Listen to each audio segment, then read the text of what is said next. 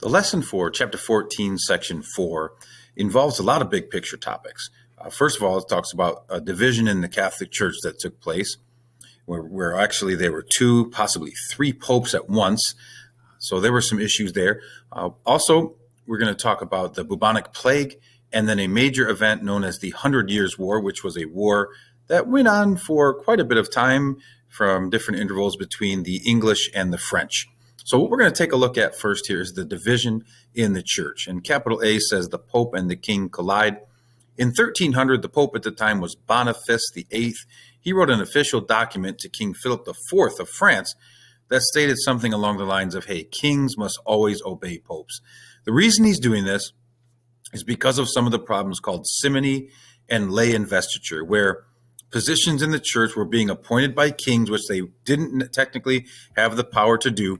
And this was creating problems throughout the church because there was a trickle-down effect that if people who were getting into the position of bishops couldn't read, didn't understand the teaching of the church, then the priests that they appointed also didn't understand those things.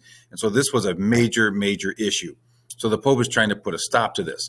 Philip eventually has the Pope held prisoner, and he planned to have him tried, put on trial in France. Now, what happens is he wasn't treated very well, and the Pope, being very old at the time, actually died after he was eventually rescued. Well, that's a major problem. This led to something called the Great Schism or Schism. In 1305, Philip IV persuaded the College of Cardinals, they're the people who elect popes, to appoint the French Archbishop Clement V as Pope. Clement then moved the papacy, the Pope's office, to the city of Avignon in France, where the popes would work for about 70 years. So they weren't in Rome for this time span after 1305. This actually weakened the church, and for a period, there were actually two popes. After the death of Pope Gregory the 11th in 1378, while visiting Rome, there was a need to appoint a new pope. The first pope to be named was an Italian who took the name Pope Urban VI. The cardinals were not completely happy with their decision here after being swayed by an assembly of people outside the papal meeting center in Rome who wanted to see an Italian pope. Therefore, they decided to name a second pope. They chose Robert of Geneva, a Frenchman, who took the name Clement VII. This meant there were actually two popes at the same time. The French pope was living in Avignon, and the Italian pope lived in Rome. This led to a great schism or schism. This is the division of the medieval Catholic Church in which two rival popes were established in Avignon and Rome. Then there was the Council of Constance in 1414, which tried to put an end to the Great Schism. At one point, there were three popes during this time. The council, with the help of the Holy Roman Emperor, forced all three popes to resign. The council chose a new pope, which was Martin V in 1417. This ended the schism, but significantly weakened the power of the papacy. All I can say, fellas, there's a lot of dysfunction in that church at the time. There was a great deal of misinformation, miscommunication, lack of total authority there.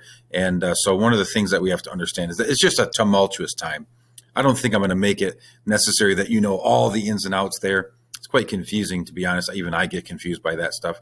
And I'm no expert. So let's move away from that, just understanding that this was a tumultuous time in the church where there was division, there was disagreement, and we had two, sometimes three popes at once. Then we're going to take a look at some scholars during these times of problematic issues in the church. We have some scholars that challenged the authority of the church. One was named John Wycliffe. He preached that Jesus Christ and not the Pope was the true head of the church. He also believed that the Bible was the true authority and clergy shouldn't really have anything of personal possession. Then you also had Jan Hus, who was a professor from Bohemia, which is the modern-day Czech Republic. He taught that the Bible was actually a higher authority than the Pope. He was excommunicated by the Catholic Church in 1412. Seized by church leaders, he was tried as a heretic, and he was burned at the stake in 1415. Roman numeral 2 talks about another big epoch in this time period in history, the Bubonic Plague. This was an epidemic during the 1300s that hit Asia, North Africa, and also Europe. Severe population decrease resulted in this, especially in Europe. Millions were lost, and about 1/3 of the total population were lost due to the Great Plague. The bubonic plague is a deadly disease that affected mostly Asia, Africa, and Europe during the 1300s. Let's talk about the origins and impact of the plague. It began in Asia. Trading ships in India were a main cause of the plague. In 1347, a fleet of merchant ships arrived in Sicily carrying the plague, which was also called the Black Death. The reason it was called that is because it produced purple or black dots on the skin, which were called buboes. The plague swept through Italy first and then followed the trade routes to Spain, France, Germany, England, and other parts of Europe and North Africa. Let's talk about the effects of the plague in your textbook on page 4. Okay, so on 401, we've got the effects of the plague. Here are some bullet points to remember. Town populations fell, trade began to decline, and prices were on the rise. The serfs began to leave manors in search of better wages. Nobles fiercely resisted peasant demands for higher wages, which caused revolts in England, France, Italy, and Belgium. Here's a really big one, a very unfortunate one. The Jewish population, they were actually blamed for bringing on the plague. All over Europe, Jews were driven from their homes, or worse, even massacred. So this was a movement of anti-Semitism throughout Europe. And one of the big reasons was going back to what we learned about earlier called the Sin of Usury, where if you were Christian, you were not allowed to provide loans and charge interest. So a lot of the early bankers and wealthy businessmen were of the Jewish population because they could give loans, make money off of interest. They were making a smart move there, and people began to be jealous of them, of their success in business. And so it was kind of a trickle-down effect when the bubonic plague came. The church suffered a loss of prestige because prayers, priests, bishops, they really couldn't do anything to stop the bubonic plague and its spread. Okay, back to the next big epoch of history during this time period, the 100 Years' War, and more continued death outside of the bubonic plague. So the 100 Years' War, it was a series of wars between the English and French. It began over the dispute for the claim of the French throne, due to the death of the last Capetian king.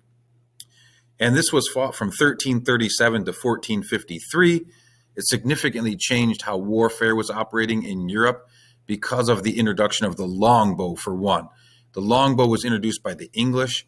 It became popular in 3 famous battles of Crécy, Poitiers, and Agincourt, and similar outcomes occurred at Poitiers and Agincourt, because what happens at Crécy is a major victory for the English.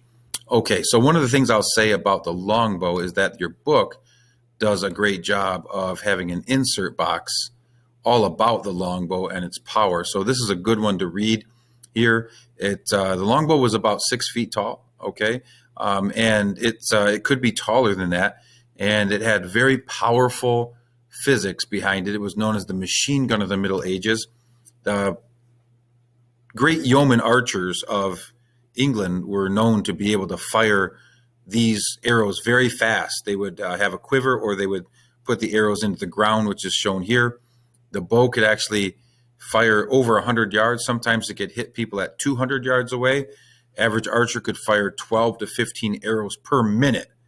That's very impressive. And so this is a very powerful weapon. It could knock a knight right off of its horse and make it very much ineffective on the battlefield. So the longbow was actually a very big deal in warfare due to its invention for the Middle Age warfare in the 100 Years' War between England and France. Joan of Arc also played a part in this in 1420. The French and English actually signed a treaty stating that Henry V would inherit the French crown when French King Charles VI died. Joan of Arc was a French peasant girl that felt moved by God to rescue France from the English conquerors. It is believed that by age 13, Joan began having visions of the saints and hearing their voices urging her to fight against the English. The goal was to crown Charles VII as King of France, who was actually Charles VI's son. So we want to get rid of the English taking over the throne and put it back into the French control. In 1429, Joan led the French army actually into victory at the fort city of Orleans. Also, Charles was crowned king in Rheims due to the fact of the success of Joan. In 1430, though, English allies, the Burgundies, captured Joan in battle. Joan was turned over to the English, who in turn had her tried as a witch and a heretic based on her claims of visions and voices of saints. and in 1431 she unfortunately was burned at the stake. The impact of the 100 Years' War is something that we'll conclude with. The war finally came to an end in 1453. We'll take a look at some of the major bullets here, which are exemplified in your textbook here on 403. Number one, a feeling of nationalism emerged in England and France. People now thought of the king as a national leader and that they were fighting for the glory of their country, not simply a local feudal lord. So this is when people said, yeah, I'm English or I'm a Frenchman, and nationalism, understanding the power of the nation state, came into play. The power and prestige of the French monarch began to increase. The English suffered a period of internal turmoil known as the War of Roses, in which two noble houses began to fight over control of the English throne. Okay, that is the end of section 4, and it'll close off chapter 14. In the next chapter, we'll be into chapter 15, which is about Africa in the West and the Kingdom of Mali and Great Zimbabwe.